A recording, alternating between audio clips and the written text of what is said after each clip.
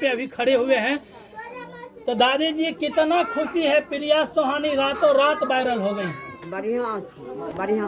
प्रिया सुहानी का गाना सुनते हैं? हाँ अच्छा से सुनते हैं ना? हाँ। देख लीजिए दादी जी कितना मुस्कुराहट चेहरे के साथ है कि अपना जो है पोतिया का गाना सुनते हैं और हंसते भी हैं कि इतना कभी उम्मीद नहीं किए थे कि मेरा पोतिया इतना ट्रेंडिंग में जाएगी। हाँ, हम जी। कहाँ हम सिखलक है, कहाँ हम की कैल कैसे हम नहीं जाने जी।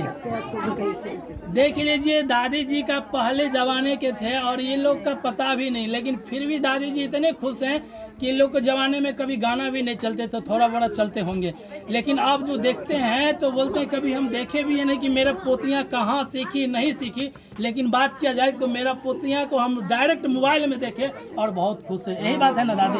बहुत खुश है ना? देखिए बहुत खुश है। और प्रिया सुहानी